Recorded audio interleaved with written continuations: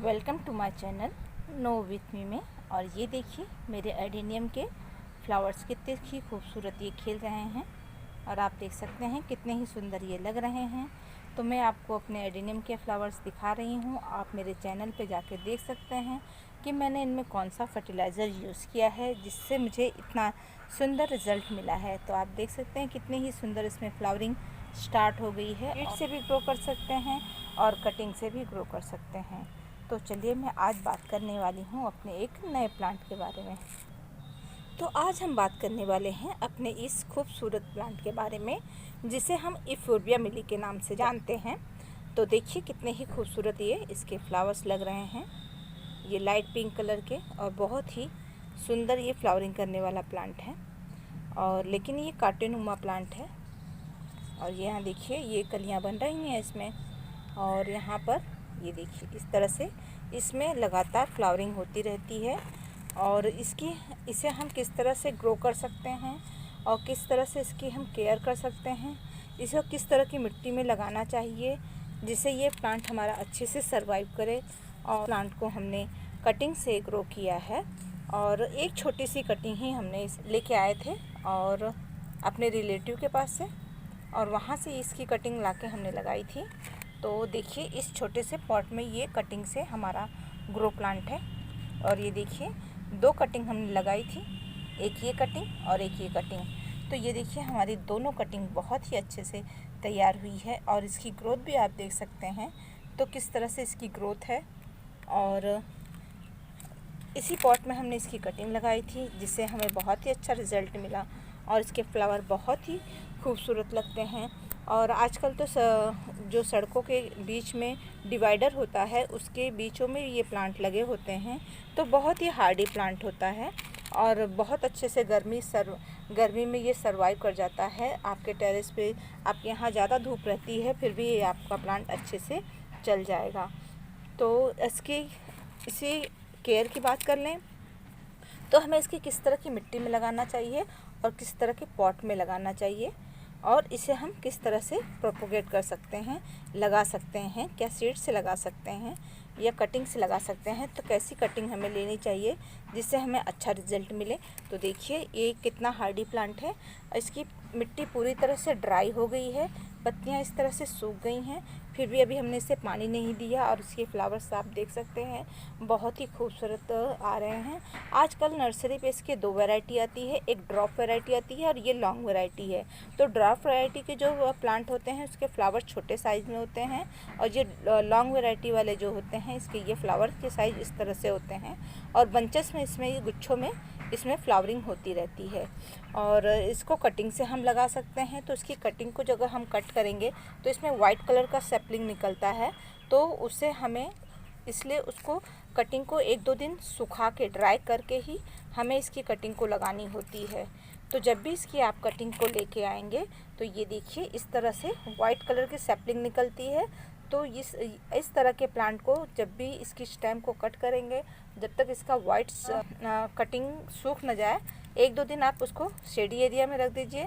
जब इसकी कटिंग सूख जाएगी तो आप उसको रिवर्स हैंड में आप लगा देंगे, और पानी ज़्यादा नहीं देना है। इस प्लांट की खासियत है इसमें पानी ज़्यादा नहीं देना। तो इसकी जब भी आप कटिंग लगाएंगे तो इस तरह की सैपलिंग जब सूख जाएगी उसके बाद ही कटिंग को लगाना है। इसकी कटिंग लाने के बाद 2 दिन तक शेडी एरिया में हमें रख देना होता है। जब इसकी कटिंग अच्छे से ड्राई हो जाएगी, सूख जाएगी, उसके बाद ही हमें इसे सॉइल में लगाना होता है।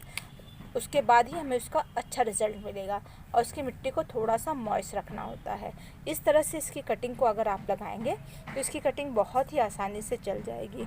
और ये सनलाइट की बात कर ले तो इसे कम से कम 7-8 घंटे की धूप तो होना ज़रूरी है। तो आप इसको ऐसी जगह रखिए जहाँ आपके बालकनी में या आपके गैलरी में 7-8 घंटे की धूप अगर आती है तो ऐसी जगह पर रखिए और इसे पानी कम दीजिए। इस प्लांट को बहुत ज़्यादा वाटरिंग की ज़रूरत नहीं होती है। ये मरुस्थली मतलब कांटेनुमा प्लांट है, तो इसको पानी की ज़्यादा रिक्वायर्ड नहीं होती है। इसको हल्की सी खाली मॉइस्ट रहनी चाहिए, लेकिन इसको प्रॉपर सनलाइट इसको मिलते रहना चाहिए। और ये देखिए, और इसकी एक ख़ास बात ये है कि इसके फ्लावर में से नए ब्रांच निकल के आते हैं। तो ये देखिए ये फ्लावर्स हैं इसके, और इसके इसी फ्लावर्स के अंदर से ये देखिए ये फ्लावर सूख गया, जो अभी गिर गया मेरे हाथ से टच होके। और ये देखिए ये फ्लावर्स की पंखुड़ी है और इसके अंदर से आप देख रहे हैं इसमें से ये पत्तियाँ निकल रही हैं। तो इसकी तरह इसके फ्लावर में से इसकी न्यू ग्रोथ तैयार होती है। ये देखिए यहाँ पे भी, यहाँ पे फ्लावर थे और यहाँ से ये नया प्लांट इसका तैयार हो गया है।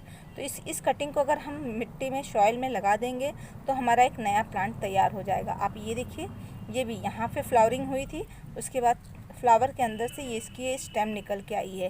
तो इसका प्रोपगेशन हम कटिंग से कर सकते हैं और इस तरह से अगर इसके ये स्टेम निकल रहे हैं उसको मिट्टी में लगा देंगे तो आपके पास इसके ढेर सारे प्लांट तैयार हो जाएंगे। तो ये आप देख सकते हैं, ये बहुत ही यूनिक प्लांट है, बहुत ही खूबसूरत और अच्छा प्लांट है।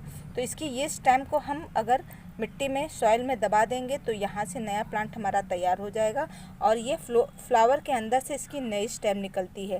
तो ये देखिए ये फूल ड्राई हो गए हैं, ये ड्राई हो गए हैं, लेकिन इसके अंदर से ये देखिए इसकी नई पत्ती निकल के आई है।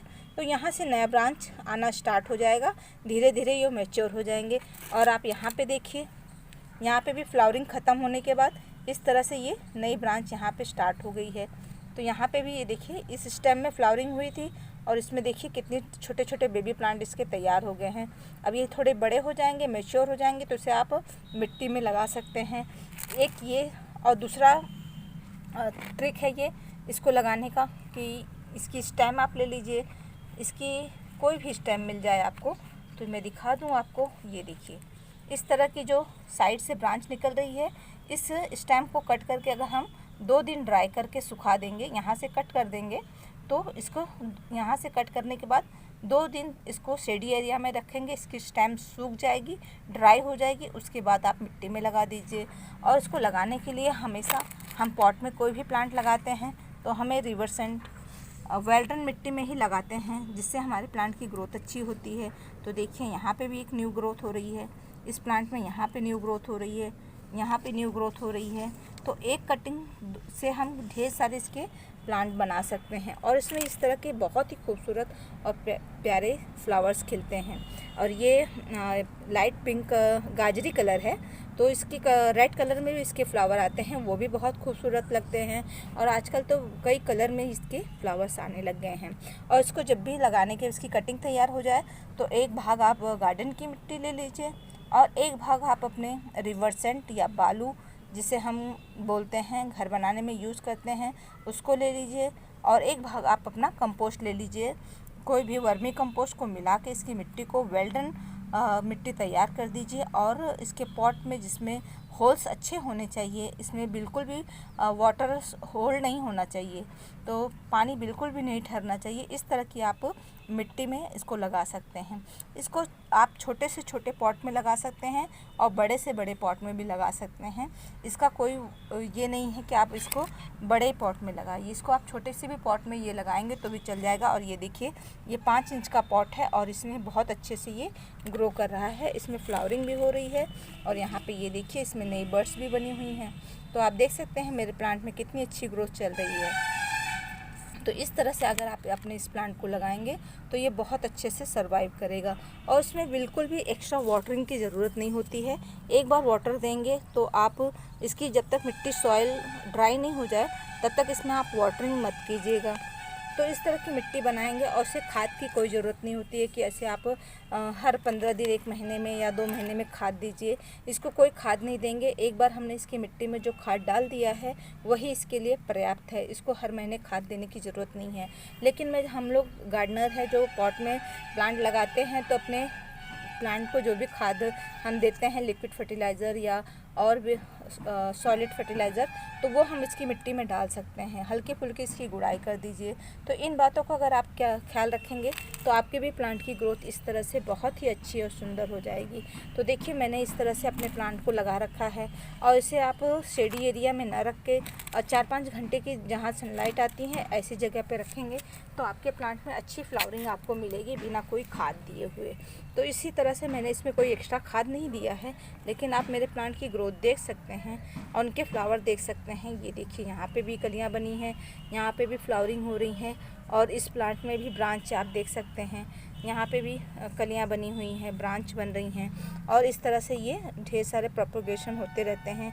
तो जल्दी ही इस कटिंग हमारी तो तैयार हो गई है और जल्दी में इसको भी कट करके आपको आपके साथ शेयर करूँगी कि इस तरह की कटिंग को हमें किस तरह से लगाना चाहिए। और इसके इस तरह से जो पत्तियाँ सूख जाएँ उसे हटा दीजिए और इस तरह से आप अपने प्लांट को लगाएंगे तो आपके प्लांट की ग्रोथ अच्छी हो जाएगी। तो देखिए मुझे फिर से कितने ढेर सारे प्लांट मिल जाएंगे।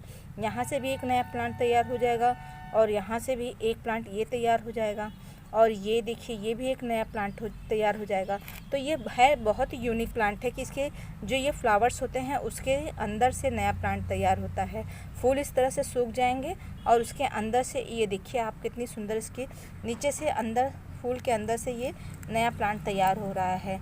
तो ये बहुत ही ख़ास इस तरह से शायद ही हमारा कोई प्लांट हो जिसके फ्लावर्स के अंदर से नया शूट निकल रहा हो, नए फूल निकल रहे हैं। तो ये इस तरह का यूनिक प्लांट है जो अक्सर ही डिवाइडर साइड में आपको देखने को मिल जाते होंगे। तो इस तरह के इस प्लांट को आप कटिंग के द्वारा भी ला सकते हैं और नर्सरी पे इसका प्लांट लेने जाएंगे तो वो इसकी कटिंग के ऊपर डिपेंड करता है, छोटी कटिंग या बड़ी कटिंग। वो आपको 50-60 रुपये में इसकी कटिंग देंगे या इसकी वैरायटी के ऊपर, ड्रॉप वैरायटी के ऊपर या हमारे लॉन्ग वैरायटी के ऊपर है। तो इसके इस तरह के प्राइस होते हैं नर्सरी में कि अगर हम ड्रॉप वैरायटी के लेते हैं तो उसमें छोटे साइज़ के फूल आएंगे, उसके प्राइस अलग होते हैं और ड्रॉप वैरायटी के लेते हैं तो इसमें 2-3 कलर आते हैं तो उसके प्राइस अलग होते हैं। और आपके कटिंग के ऊपर भी डिपेंड करता है कि पॉट में लगे हुए प्लांट को लेंगे तो वो उसका प्राइस अलग होता है, प्लस उसमें पॉट का प्राइस भी इंक्लूड होता है। और अगर हम पॉली बैग में लगे हुए प्लांट को लेते हैं तो उसका प्राइस अलग होता है। तो इस तरह से नर्सरी पे इस समय ये आराम से आपको मिल जाएगा। और समर सीजन में तो गर्मियों में ये बहुत अच्छी इसकी ग्रोथ होती है और विंटर में थोड़ा सा इनको हमें इसके पानी का ख्याल रखना होता है, ज़्यादा पानी नहीं देना होता है। इसकी पत्तियाँ फिर ये फ्लावरिंग कम करता है लेकिन ये समर में बहुत अच्छा फ्लावरिंग करता है।